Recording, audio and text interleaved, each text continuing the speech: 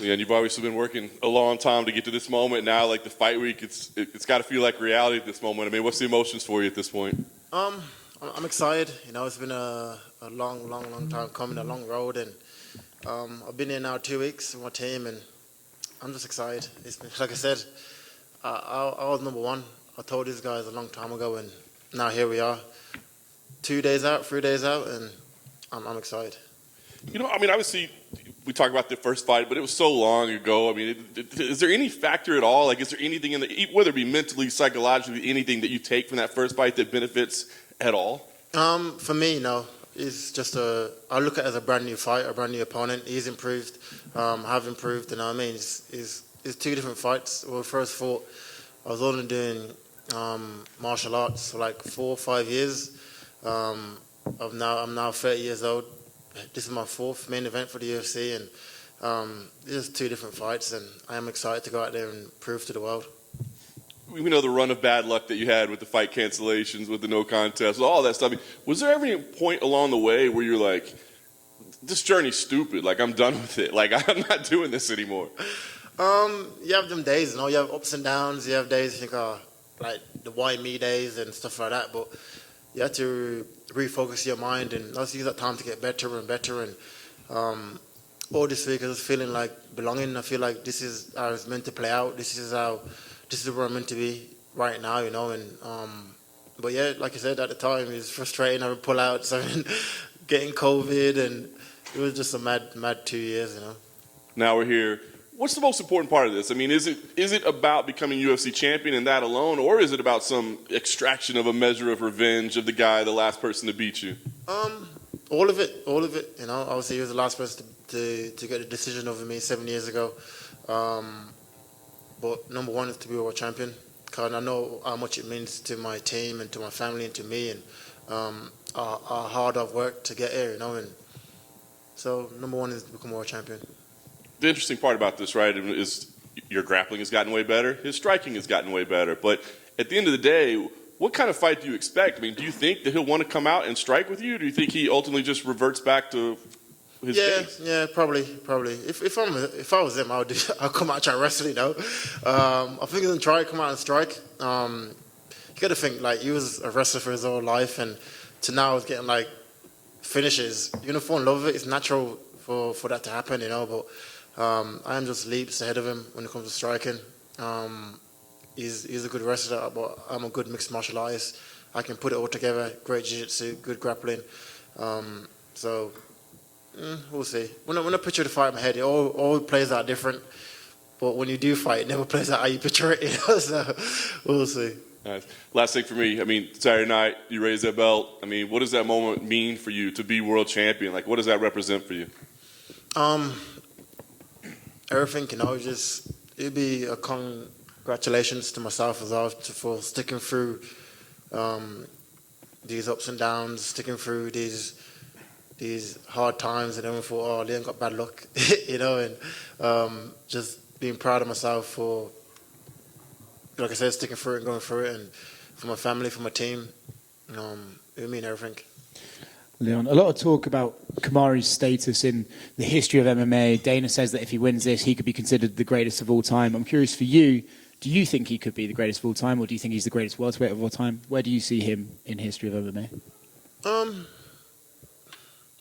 I don't know. He's a good fighter, you know. But I think to be the greatest of all time, I consider people like John Jones, and you have to be good at everything. You can't be good at just wrestling, or you have to be good at everything, you know. But he'd be in the conversation. Well, you're not going to beat me, but he'd be in the conversation, you know. So fair play to him. Do you think it's easier for you to kind of ignore all that stuff because you've been in there with him before, and you know he's just human, and it's not this crazy thing that you're not expecting? Yeah, for sure. Like all this pound for pound and all this, I just don't see it. I didn't feel it in the fight. I don't see it. I don't see it in his techniques. I just don't see it. You know, he's a very good fighter. He has improved, and I'm not going in this fight blinded, thinking, "Oh, this is another wrestler again." It's not. But yeah, I just don't see the pound for pound thing. But fair play to him. On the flip side of that, do you think the more he hears that, the more overconfident he could become? Yeah, it's natural. It's natural. Like that's all he's talking about now. Is pound for pound. The man don't wear the stuff wearing t-shirts. He's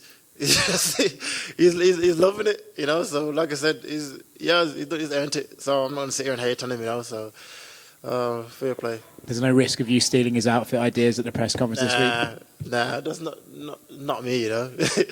Terry Crews, he's sick. But nah, fair play to him. Yeah, a quick one right here. You said your league's ahead of Kamaru in terms of striking. So would you put yourself at the top of the list of best strikers in this division overall? Yeah, 100%. Definitely. When it comes to striking, in the top 5, like, who is it? When it comes to just pure striking, you know. Master, though, that's probably the other 3, Gilbert Burns, Kobe, and Master, his last 3 fights. You probably put him as the best striker out of them 3. And he's the shit striker, you know what I mean? So it's like, him and Kobe fought, just 2 wrestlers that decided to have a boxing match. When, I don't know what the fuck Gilbert did. He just came out and just swung for the fences, gassed himself out and got knocked out with a jab. You know what I mean? So it's, I don't know. I'm just leaps ahead of him when it comes to striking. Can I get your thoughts on Anthony Joshua's fights also fighting on Saturday against Usyk? It's a big night for the UK, you know, to have. And we're both going into rematches, which is crazy as well. I think we'll go out and get the win. You know, also I'm hoping for it to get the win, and it's going to be a massive night for the UK. And who do you have in the Eubanks Jr. Conor Benn fight? I'll probably go Eubank. I think it'd be too big for him. I know they put like a readjustment clause on it, but I think it'd be too big for him, and it's too early for Conor, I think. Would you ever like to see a Leon, just back here a second, down in front of you. Would you ever like to see a rehydration clause in MMA? Do you think that's something that could work? No, computers find ways around it anyway. You know what I mean? Like, I know guys that like boxers, they'll do that. They're like, yeah, I'll do it. Then they'll make the weight in the morning, or they'll rehydrate fully and then sweat in the morning, weighing. And so it's like there's always ways around it, you know. So. I don't mind. Leon, Dana White told Yahoo Sports yesterday that if you win this fight, you guys are going to do a I'm at a pound for pound if I win the fight. I should be pound for pound.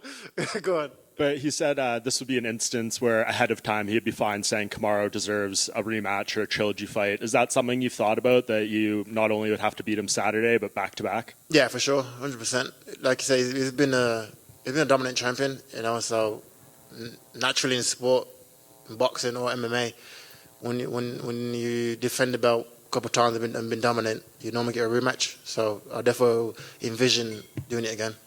And I mean, what would you want the timeline for that to be? I mean, like if you beat him badly and he's out for a while, would you want to fight someone else probably and be active? Yeah, for sure, 100%. I want to be an active champion. You know, I don't want to be once a year. I want to be active, you know, and I'm already 30 years old, so I'm going into my prime now, so I need the more fights I have, the better off it will be for me. And I know you've talked about the Diaz versus Chimaev fight a fair bit. I'm just curious from you, as a former opponent of Nate, what do you think, if this is his last fight in the UFC, his legacy is in this company and the sport? He's a solid motherfucker, you know. He's just, like the Diaz brothers, they are who they are, and that's what I respect about them. They haven't changed over the years. They are who they are. They're solid. They're tough. I remember watching them when I first started MMA, you know, and so I think they're gonna have a good legacy, both of the brothers, Nick and Nate, you know. Leon over here to your left. Kamaru's been on interviews talking about the first fight, talking quite a bit about the first fight. Do you think maybe because he's doing that, he might be overlooking you a tiny bit at least?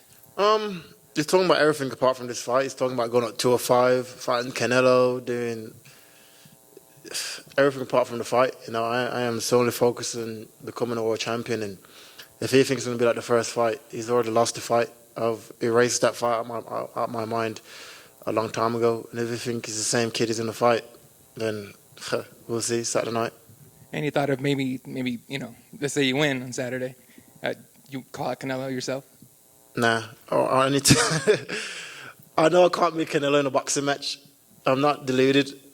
You know what I mean? This guy is deluded. You cannot beat Canelo. I know it's a payday thing, but boxing for boxing, you cannot beat Canelo. MMA, yeah, he'll win. same MMA, I beat Canelo, but for a pure boxing match in the square, he'll probably win. That's just honesty. I'm not deluded. It is what it is. Right. And you've been waiting quite a while for a title shot to begin with. Now you've been out since June last year. How hard has this wait been for you to finally get to this point?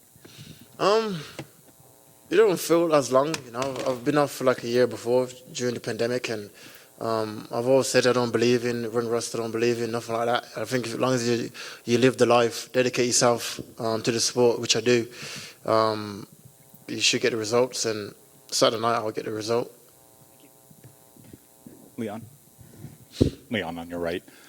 I believe you said that you've been out here for 2 weeks. What's the advantage of coming out to Salt Lake City and being here for that long ahead of the fight? Just you get acclimatized a bit better. You know, normally UFC brings you out on like the Tuesday of the fight week. There's not enough time. When it's, in the UK now, it's like 7 hours ahead, you know, so I'll be like falling asleep and shit. And not enough time to make weight and acclimatize to the air, to the time zones and everything. So I like to come out. I do it for all my fights. I pay with extra money just to come out early with my team, and I want to be comfortable going into fight week. I don't want to feel like it's rushed or I'm not having everything that I need, you know. Hearing from NBA players who come here and play the Utah Jazz, we hear from them that the elevation is an issue in terms of their wind. Has that been something that you've needed that extra time to kind of get used to? Before, everyone was talking about the elevation. So like back home, I was like sleeping at sea level. You know, I had like a mad tent over my bed for the last 2 months, like sleeping in it. But when I came out, I couldn't tell no difference. It felt same. You know, I know the studies on it is not. They say some people might feel it, some people might not. You know, and since I've been training, I just feel like I'm back home in Birmingham. And this is the first numbered pay-per-view that the UFC has ever brought to Salt Lake City. What was your reaction when you found out that, you know, rather than fighting in Vegas or Los Angeles or wherever, that you'd be fighting in Salt Lake City, Utah? First of all, I didn't know where it was. You know, I was like, "What the hell is that?" I asked my manager, when you're a kid, you picture like your first UFC title. You always picture somewhere massive, like it's going to be in Vegas, it's going to be like New York, and somewhere like dramatic, you know. But the win is the title is a title. No matter where you put it, I'll become world champion. So here's what it is. So not to look past your current opponent, but say you beat Usman, say you beat him again in the trilogy. Who's up next? Is it Khamzat? Are you wrapping up Jorge Masvidal? You know, do you have like a preference? Well, my preference would be obviously Jorge. Obviously, he needs to go back and get a few wins, and then I love that one to happen in the UK. You know, to have it back in the O2 where the incident first happened, and I think it'd be a great sell for the UFC. It'd be a great revenge for me, and so. But at the moment, I think both our careers is going into different ways. You know, I'm going there, he's going there, so it's difficult to make it make sense. But that'd be my preference. And then what about Khamzat? Khamzat, him as well. I was meant to fight. We got matched up like 3-4 times. So that fight will happen when it's meant to happen. You know. All the way back here to your right, Leon, wanted to ask what it means to you after so long to finally be here, fight week. You had been looking for this title shot, for this rematch for so long and so many delays. What does it mean to just be here finally this week? It means a lot. You know, it means a lot to me, to my team, to my family that I stayed the course. You know, everyone was doubting me and be like, oh, do this, do that, why you're not fighting? I was trying to fight. Like during the pandemic, I got matched up with Khamzat, with Masvidal, the whole lot, you know, and so it would mean a lot to me, and it means a lot to me that I'm here now, and we're just days out from me becoming a world champion. I know how much it would mean for the UK for me to capture the belt, you know, to be the second guy from the UK to do it, and how much it means to my team and to my family, you know. And is there a satisfaction with just being able to get back to being active at this point? Yeah, for sure. Like I said, I'm only 30 years old. I can't be sitting out much longer. You know, I need to be active. And after this fight, after a win, I'll be looking to fight again this year and just stay active. Thank you. Leon, what have you learned about yourself since your last fight with Kamaru 7 years ago? I don't know. I think I just learned more. My belief in myself was correct. You know that what you think in your head, like that you're good enough to be here. That you are. You know, and I think that's what I'm most proud of myself for. My mentality that I've got, not just through MMA. I got it from life and what life has taught me. You know, so I'm proud of my mentality that life has given me.